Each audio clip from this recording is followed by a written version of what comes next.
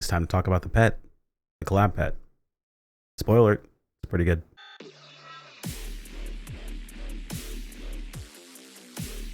Yo, what is going on, my fellow weebs? Corner here. Welcome back to the channel. So we are here again on the test server, and we're going to talk about the collaboration KoF pet Mai and how good it is, because it's actually a pretty solid freaking pet. Just a couple disclaimers. Like I said, this is the test server, so this is subject to change. I also do not know the comparable power of what this pet is compared to what it was over on CN, as I didn't get the pet on CN, wasn't around for that collaboration. And on top of that, we're level 70 as opposed to CN being level 80. And the tracker that I use usually for pets that I follow doesn't have the My Pet on it, so it came out before the My Pet was out, so because it's not been updated recently. So it's kind of difficult to keep up with exactly what's going on. Funny thing though is that it does have the pet that we're supposed to get after this, so it lets you know kind of how the timeline's a little bit mixed up here. So I expect that our My Pet's going to be a little bit weaker than what CN had, but that really doesn't matter all that much. Realistically, all we really care about is how strong it is comparatively to what we have right now, and it's a pretty solid pet, all things considered. As far as do I think it's going to be a pull, I want to go ahead and say this early on in the video. Collaboration pets kind of work in a specific way. They're good for the time they release and usually get overrun by something else. So for example, I'm pretty sure the My Pet's going to basically overtake the pod pet, and then the next pet that comes out after the My Pet, if it's going to be the bird pet like we're thinking it is, like the standard pet itself, not a collaboration pet, then we're pretty sure that pet's going to overtake the My Pet. So this is, again, not 100% sure on this one. I'm going to be pulling the pet when she comes out so I can test it one for one against everything consistently. But as it stands, just looking at the numbers, it looks to be like it's going to be stronger than the pod pet, but not as strong as the dragon pet. Dragon still seems to be pretty powerful overall. But now that I've talked about kind of where they're at, what does this pet do? Why is it so powerful to begin with? So we've got our assistive attributes, 431 strength, 431 intelligence, of course. We have damage to debuff 9%, which is always going to be up because you're always going to have a debuff on the target because of the current ecosystem of our cards. So that's not going to be an issue at all. And of course, the base HP increase. And then evolution information, enhanced finisher, pet damage bonus provided by Mizutori Ranbu is increased up to 3.5%, and Enbu gains additional stacks. I'm not sure how many stacks it actually gains, it doesn't say so. And then increase assistive attributes as well. It's just basically increases these attributes to be stronger. All right, so let's go over the skills. Mizutori Ranbu is what he was talking about beforehand. So yeah, you can see provides bonus provided by Mizutori Ranbu is increased up to 3.5%, and Enbu gains additional stacks. So this is basically stronger because it's a better version of the pet. So this is the upgraded version completely. This is what the actual skill does. So Mai hurls 2 fans at the target, then throws 2 flaming fans at the same time. Upon casting, his skill also applies Enbu, no Kaya, no Kia. I'm gonna butcher these names. I'm so bad at pronouncing them just by looking at them, but once I know them, I'm really good at saying them. So we're just gonna call it Enbu. So applies Enbu to the master, grants pet damage bonus, lasts 20 seconds, and when a skill hits enemies, it inflicts an additional 4 stacks of Enbu on them. So we're like, what the heck is Enbu? We'll find out momentarily. So this deals a total of 9,000% damage and gains 7.5% pet damage bonus. So pretty cool stuff there. We have the first passive, basically.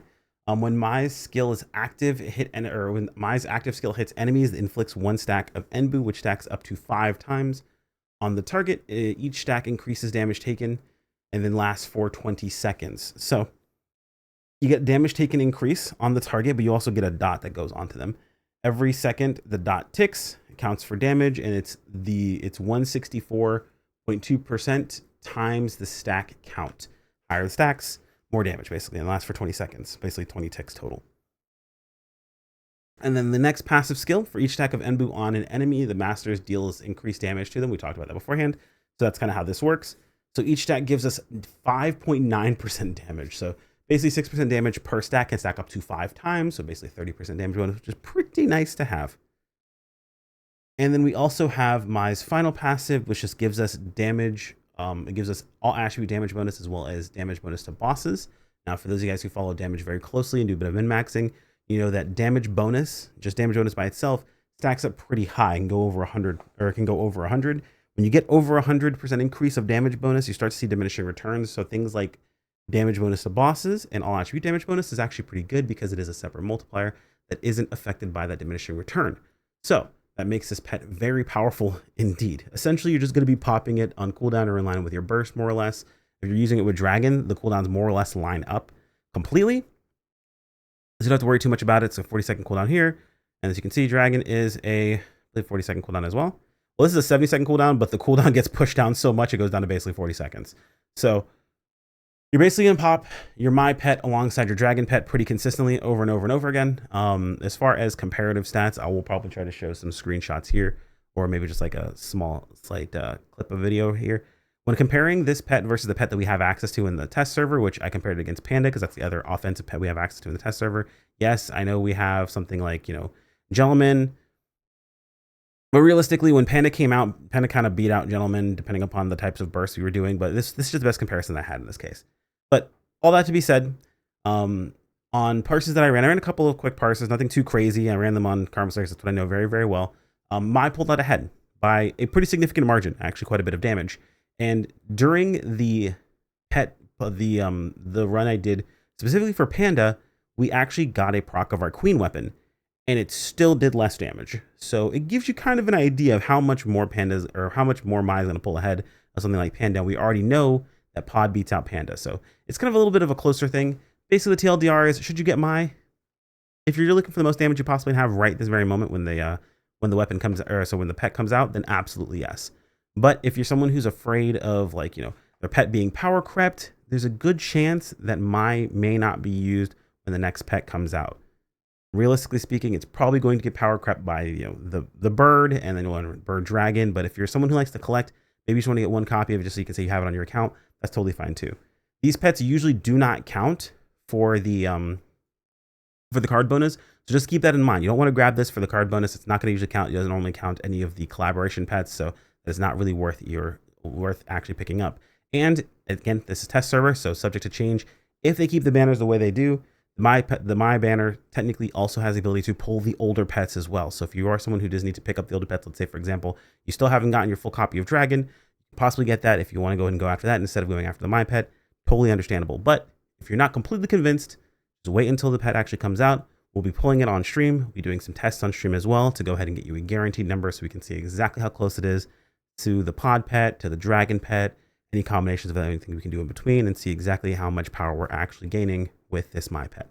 Overall, I think it's a really cool pet. I don't foresee any situations with her missing either. She teleports to right in front of the target to throw her attacks.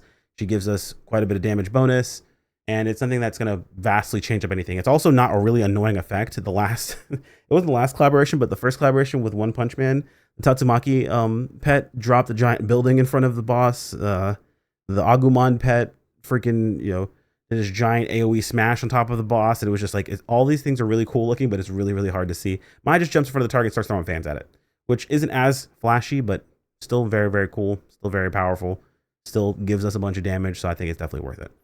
That's all I've got for you guys today. If there's anything I missed, feel free to let me know in the comments below. Like if you enjoyed, subscribe when you keep up with more. As always, thank you to the channel members. You guys are fantastic, and I appreciate every single one of you, and I will see you all in the next video. Take care, my friends. Peace out.